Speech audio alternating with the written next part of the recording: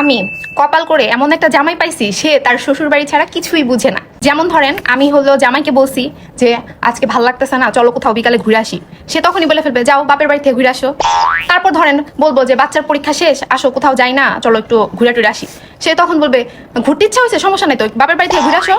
আবার ধরেন সে হইলো কোনো বন্ধু বান্ধব নিয়ে ট্যুরে যাবে বা ঘুরতে টুরতে যাবে, তখন যদি আমি তারে বলি যে এই তুমি ঘুরতেছো বন্ধু বান্ধব নিয়ে, আমার তো কোথাও নিয়ে যাইতেছো না, তাহলে আমার নিয়ে যাও।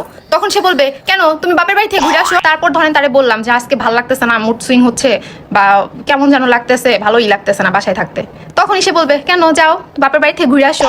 তারপর ধরেন আমি অসুস্থ হইলে তো আমার বাপের বাড়ি আমার পাঠাইতেছি, আবার আমার বাচ্চা আমার মেয়েটা অসুস্থ হইলো বলে যে যাও মার কাছে যাও, মার কাছে গেলে তুমি মানে ভালো হবে, মানে আমার বাচ্চা সহ আমার বাপের বাড়ি পাঠিয়ে দিবে। মানে কি একটা অবস্থা রে। তারপর ধরেন ঝগড়া হয়েছে, মানে আমি কি রাগ কইরা বলবো যে আমি বাপের বাড়ি চলে গেলাম, সেই তার আগে বইলা ফেলবে যে হইলো তুমি যাও কয়দিন বাপের বাড়ি ঘুরে আসো, মাইন্ডটা ঠিক হয়ে যাবে। মানে মানে আমি আর কি বাপের বাড়ি যাবো, পারলে সেই আমার ব্যাগ নিয়ে আগে আমার বাপের বাড়ি আমার দিয়ে আসে। এই দুনিয়ায় যা কিছুই হোক না কেন, আমার জামাই আমার বাপের বাড়ি পাঠানোর জন্য এক পায়ে খারাপ হয়ে সব সময়।